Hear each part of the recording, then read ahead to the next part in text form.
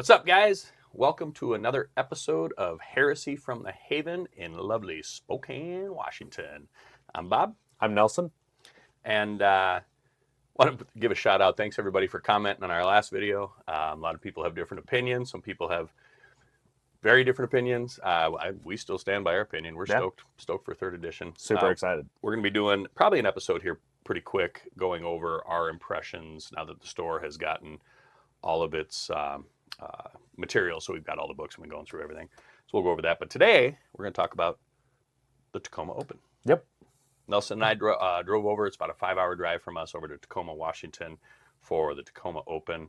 Ton of 40K players, ton of AOS players, not a ton of Horus Heresy players, but Not quite. But it was Everyone who was there playing Horus Heresy, though, they were rock stars. Oh, yeah, for Awesome sure, people for sure. all around. was 5 games. I think Friday night they did a doubles. Yeah. Neither one of us did that, but we played in the singles, which was 3 games Saturday, 2 games Sunday. Yep. And Narrative focused. yeah, it was like modified book missions. I think so. Yeah. I mean, Blood Feud was definitely a book mission. Deployments were book missions. Kind of mixed up a little bit. Yeah. But then some missions were play 5, roll for a 6. Some were straight 5, some were straight 6. So One was 4, right? Yeah, I think one was Yeah. 4. But yeah, it was a great time. The Ben was the TO, and he had his full remembrancer garb on, and the whole story going on was really cool. The terrain was fun, but man, it was tough in some scenarios. It was super dense. Yeah. Some it was pretty wide open. I have some thoughts on it. I mean, like the positives for the terrain. I like that each table. I mean, I think there was 8 tables, and all of them were completely unique. All had a different kind of narrative theme to them, which was really cool. All of the terrain was painted, which is nice. There was like a second level on every single table, I think. Yeah, some taller, some of the building ones. Some of them, like one of the tables, there wasn't really like paths for land raiders to really get across halfway, which came up in a game. That AdMech table, the AdMech terrain in general is kind of weird because there's no walls; it's all just like pipes, and so legs, on one of my games, you could pretty much draw a line of sight everywhere. It was a bowling alley. That's usually when I write my own scenarios. I always have how to treat the terrain exactly. Yep. And those, whenever I use those, I say put a rubber band around the legs. Yeah. And that's blocking, right? Yeah. That city board I played on had one main road, and then everything else was dense terrain. Yeah. So no vehicles could get into that. It was and there was a lot of vehicles in that game, so it was pretty interesting. But why don't you go over this, your first ever event? Yeah, so I've done, obviously I was local events. Yeah. First travel the event, Spring Open here, which was, an absolute blast. I've done, some kind of small weekend tournaments here at the shop. But this was my first time going somewhere for an actual event. And certainly this was the biggest event that I've attended. And it was awesome. I mean, this hobby is a little interesting in that, like I was having this problem. I was in the office Friday for work and trying to explain to one of my coworkers, like, what I was doing in Tacoma this weekend. And like, it's always very difficult for me to explain, what this hobby is. So it's cool to be, at a place where, there's 600 people and we all are here for the same thing. 1,000 people between all the games, because there was 500 for 40K alone. Oh, geez. Yeah, okay. Yeah, I mean, 1 million people. And, we're all there for the same thing. We all, can have a conversation with each other. Everyone was super friendly. I got breakfast Saturday. I was sitting in line waiting to be seated. Just had a random conversation with the guy behind me. We ended up sitting down, getting breakfast together, chatted for like 40 minutes. I mean, that doesn't really happen for me outside of, kind of things like this. So it's literally one of my favorite parts about doing events. We've done some episodes in the past about how to prepare to an event, how to go to an event. But I mean, at the end of my 40K career, I used to go to these events and not even bring an army.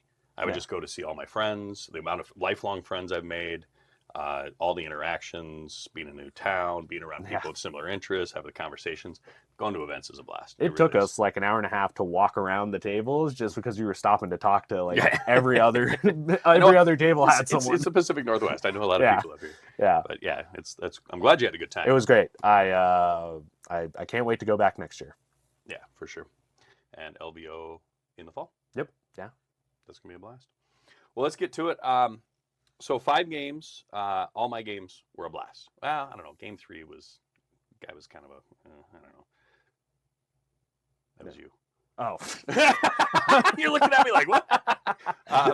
So I'm gonna just talk about my list real quick. So I play World Eaters, if you didn't know, and I have pretty much kind of a standard thing. I run despoilers in a Spartan, rampagers in a land raider, usually with whoever the leader of my army is, my warlord, and jump rampagers. My rampagers are all mixed weapons. Red butchers with a deep striking warmonger, and tack squad in a rhino, 2 naked dreadnoughts with punchy fists, and a javelin. yes. And normally I run a Praetor, but being this was kind of the last hurrah for second edition for me, my favorite character in all of just lore-wise is Karn. I love Karn. And there were no restrictions on characters. Yeah. Maybe it was a little dirty, I don't know, but I brought Karn with Gorechild. I mean, he did work. people were bringing, Primarchs and stuff, Yep. so... And I think there was one Primarch, saw a couple of special characters, but... Yeah. So that was my list. Talk about your list. Yeah, so Alpha Legion, I run kind of an interesting version of it. My warlord is a Praetor with a command squad. His warlord trait is Mobius configuration, which is kind of an interesting warlord trait. Basically, it allows me to take a allied detachment that doesn't adhere to like the allied force matrix or whatever, so they're sworn brothers for the purposes of like scoring and everything. They're Alpha Legion painted differently. No. They're straight up like they're another legion. So Yeah. that it's an allied detachment of Raven Guard that I take. And the way the Mobius configuration works is if you kill any of those allied detachment guys, you don't get any victory points for killing them. If you kill all of them, I get 1 victory point for you killing all of them. Right. So like the fluff in my list is kind of, the Alpha Legion infiltrated the Raven Guard. These were the Raven Guard guys that Koroks had sent off to the outer reaches of space. Horus Heresy breaks out. My, Alpha Legion warband goes, grabs them, brings them back in, and is secretly trying to get them killed. So, yeah. It's Alpha Legion doing Alpha Legion things. Yeah. So it's a Praetor. It's a retinue or a command squad for him. Then it's Exodus and a Saboteur as the other 2 characters, just for they're cool models. They're fun. Contemptor Dreadnought, heavy support, Volkite squad. 2 Headhunter squads, only 1 with multi-melta and combi meltas. The other one are just straight Bane Strike bolters. Right. 2 tack squads, and my rewards of treachery, because the Mobius configuration, those are the actual Raven Guard guys. The rewards of treachery, these are the actual Alpha Legion guys. I take those as those are my gross unit. That's my combi Volkite Mordathan. And then the Raven Guard allied detachment is a Herald with jump pack, Dark Furies, 6 Deliverers, 1 with a multi-melta, and then a just regular assault squad with, assault squad jump pack stuff. So it's not, necessarily always a competitive list, but part of that. You got a couple of sharper elements in there, Yeah. but really, a lot of the Alpha Legion players I've played against, Raven Guard isn't their first choice to bring in as allies. Yeah. There's better legions to bring in as allies, and it's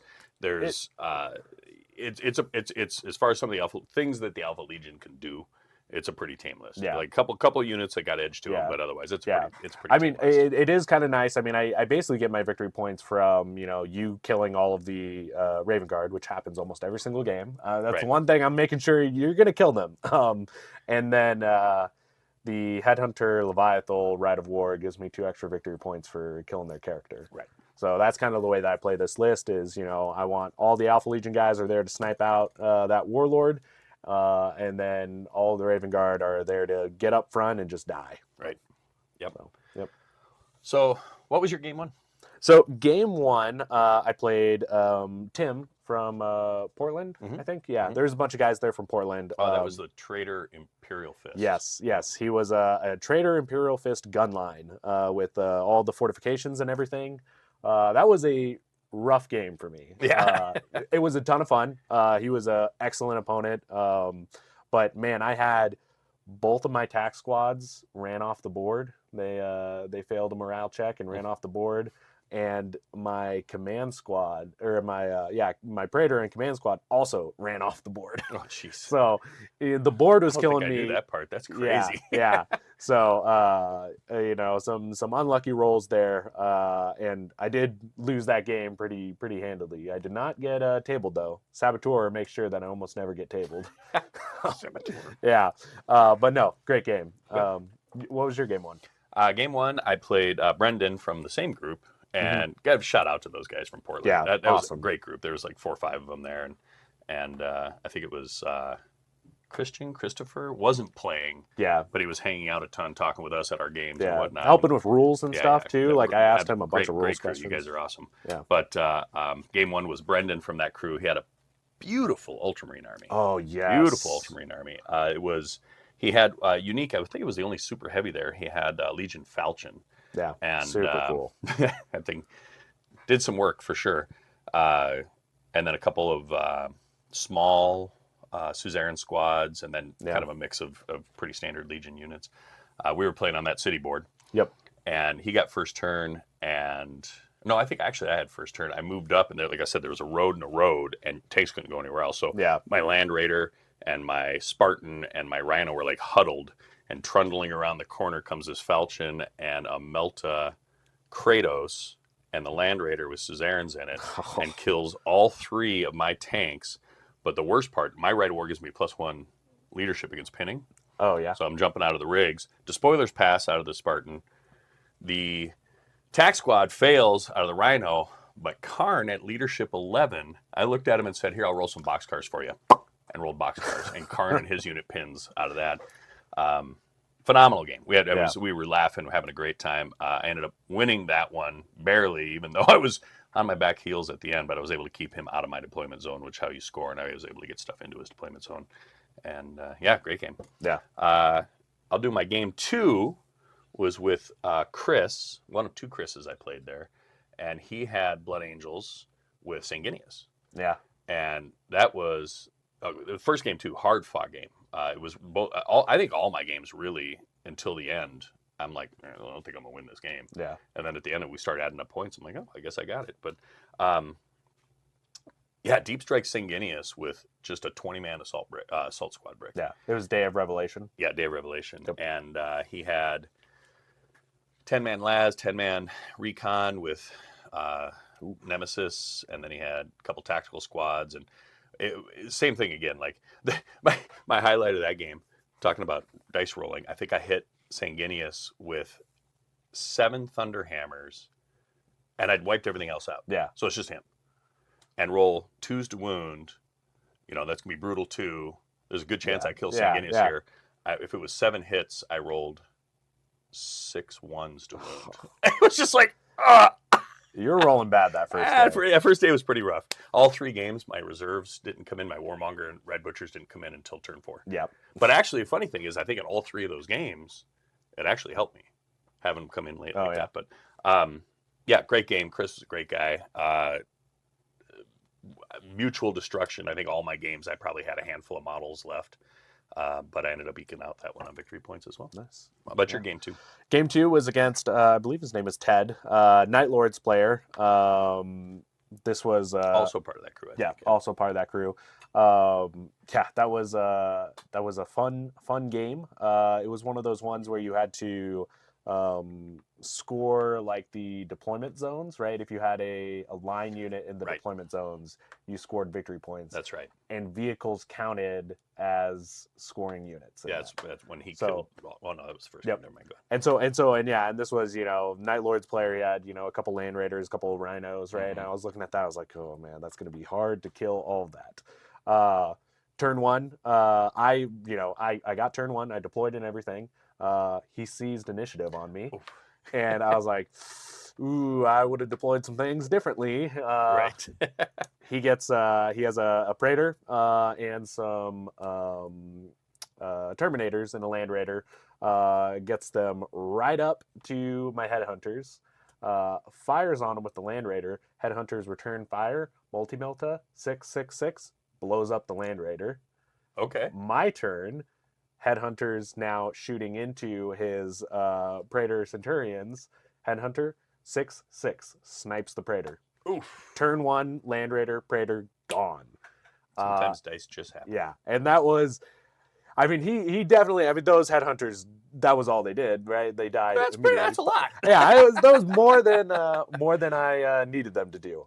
So no, I ended up so that mission also, you only scored the victory points for holding that zone if you had a line unit in there and your opponent didn't. Right.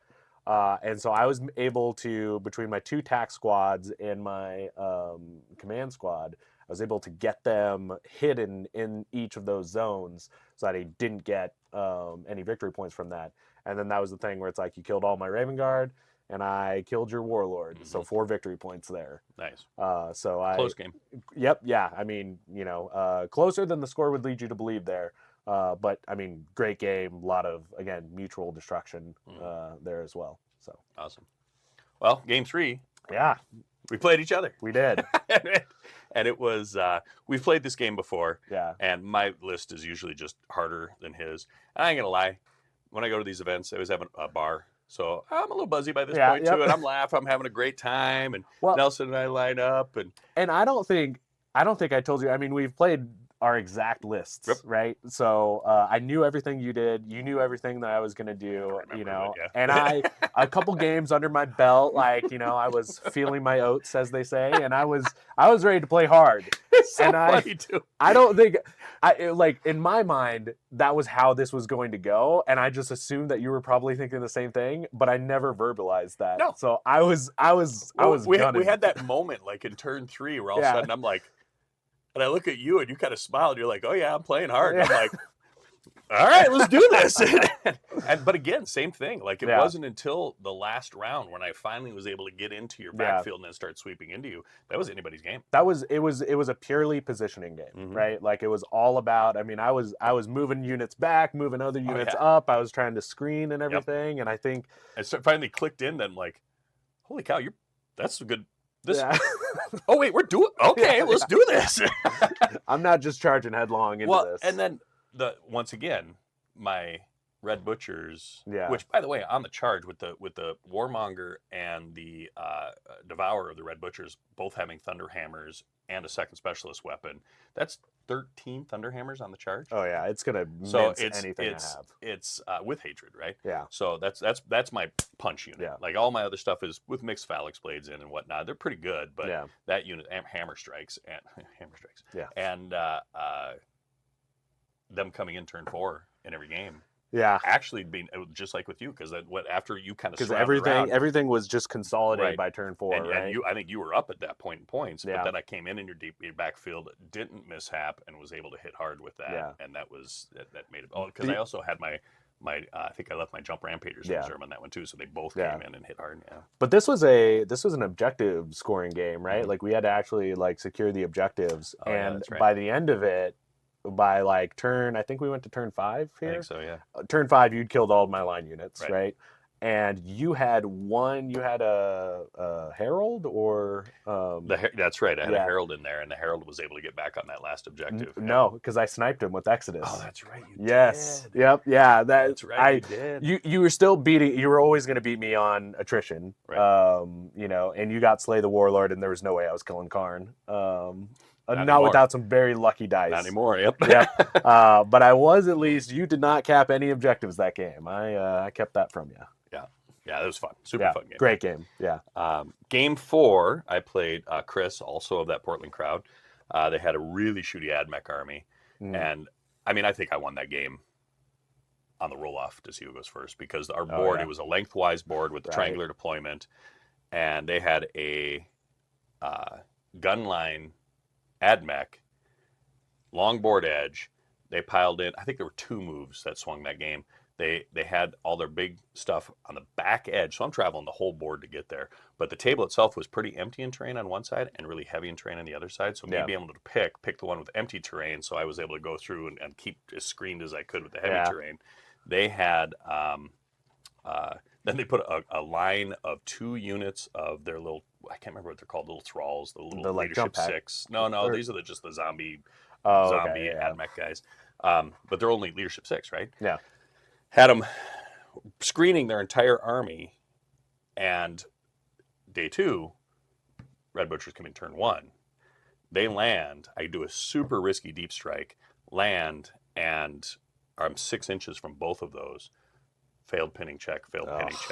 So all of the big stompy big shooty robots in the back had no maneuvering. Yeah. Because they were literally they against can't the get back out. wall, and they had a straight line across, right? Mm-hmm. So now I've got a lot of cover, and they couldn't maneuver around the cover to shoot at me for a turn, which gave me another turn to get there. Great game. Yeah, it was a phenomenal game. It was close right to the end. That was the mission where you pick either robots to kill or infantry to kill, or exactly. And I took robots, and I was able to kill 2 robots, 2 of the units of robots, and I think they took infantry, and they didn't get a single infantry. They had them all whittled down, but by not being able to maneuver and focus fire on one unit, I don't think they got one. So it was still close. It was all the way to the end, but it was rough for them at that point. It was hard for me to start to get there, and then really rough for them at the end once I got there. But phenomenal game. Just again, can't speak high enough about that Portland crew. Those guys were great. Those guys were awesome. My game 4, I cannot for the life of me remember the guy's name, which is a shame because he had an awesome army. He was playing word bearers, and one of the most infectious laughs. Yeah. And the last game I was right next to him against he was playing Brendan, and something happened, and their laugh. My wife was losing it because his laugh was so freaking hilarious. But anyway, sorry. Great guy. He had a word bearers army. But what was interesting is he didn't have any named characters in him or any unique units. He didn't have Galverback, nor Ashen Circle. Yeah. I mean, this was a straight up, no tricks like word bearers, and the amount of transfer. I mean, every shoulder pad. I mean, he had like beautiful 50 tact squads. Yeah. I mean, or tactical units. He had decals on every single shoulder pad for him. I saw a lot of like the writing. Yeah, everything. And I looked at that. I was like, dude, the amount of hours that you probably spent, applying transfers to this army. Hats off to you. Right. But yeah, so same mission, Blood Feud. So we both obviously chose infantry. He had 2 Kratoses, which scared the hell out of me. 2 Kratoses, a Spartan and a Land Raider. And this was on that AdMech board that there's line of sight pretty much everywhere. So super worried about that. But again, similar to your game, Deep Strike played a huge role. On turn 2, I got my Deliverers in. And so he had basically at the edge of or kind of midway up his deployment zone, he had his 2 Kratoses, and then a 10-man tac squad, a 10-man tac squad, and a 15-man tac squad. Okay. And I deep striked right behind them, the Deliverers, pinned 2 of them, and then I think he intercepted and I think he whittled off 1 guy, but Deliverers had Multi-Melta, 666. Blew up. I was rolling so hot on those Multi-Meltas. But yeah, turn 2 blew up, 1 shot blew up one of those Kratos, which then exploded 5-inch range and took, a decent chunk out of those tac squads. Deliverers then charged the 15-man, and it's Deliverers with Raven Talons and attack. They wiped that entire unit in one combat. So, I mean, it was, that was a very swingy turn. He eventually, got me back with a lot of shooting from all of his, tanks. I think we scored that in a tie, but as I was driving home, I realized I gave him an extra headhunter unit that he didn't technically kill. But either way, it was a fantastic game. That's fun. A ton of fun. All my games were a blast. Yeah, for sure. So, and then I had I took a bye on round 5. That's right. Because I had a 5-hour drive home and wanted to get an early start on the drive home. But how'd your game 5 go? It was great. Played a gentleman by the name of Jared, who I believe is something like 16 years in as a GW shop manager over on the coast over there. Wow. Yeah. Nice. And I've known him for 15, 20 years. Like him and I used to bump into each other at 40K tournaments over on the coast years ago. So great guy. Yeah. Somebody I've known for a long time. Had a Dark Angel army that was I loved his second edition philosophy. Like he's like, Yeah. I don't pay for artificer armor. I don't pay for weapon upgrades. I don't pay for any of that stuff. Yeah. He's more about just as many boots on the ground as possible. Yeah. So it was a pretty straightforward Dark Angel army. As a matter of fact, it's just on me. Salamanders. Or no, salamanders. I'm sorry. That's I was like, wait a minute. He didn't have any Inner Knights. No, no. They're green. And it's just the other green guys.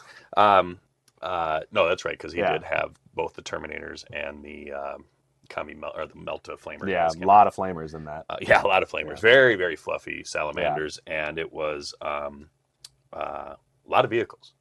I don't think anything started out of a transport. So we had a lot of rhinos, one Land Raider, maybe two. I can't remember the whole list, but great game. It was the one where you put an objective in each deployment zone. I got to get to his. He has to get to mine. Oh, cool. And I actually just camped my Spartan back there and shot anything that was coming close. Yeah. And so it's killing vehicles, dropping guys out. Yeah. He had two rhinos ripping around the outside they were going to be a problem, but I flew the javelin over there, killed one. Oh, nice. And he thought he was in trouble because it was a pathway and the wrecked rhino was the front one, and he's like, well, now these guys are screwed. I'm like, the rhino drives over the other rhino. Just push it out of the way. It's fine. But then I popped that one too with the javelin. So he was like, great game. Ended up getting out of the middle, getting in the middle. And why am I drawing a blank on the Salamander squad that has all the Flamer Meltas? Pyroclast? Pyroclast, there you go. I was able to, I always tell my opponents ahead of time, just so you know, you cannot react to Karn's charge. Yeah. And I was able to line it up where I popped their rhino. They came out in the same turn. I dumped out Karn, preparing to pop that rhino, hoping I popped that rhino. Yeah. And I did pop that rhino. I was able to charge him with Karn. They couldn't react with flamers. Yep, exactly. Gone. And as soon as that was done, I was able to get into his backfield. Great game. Close again.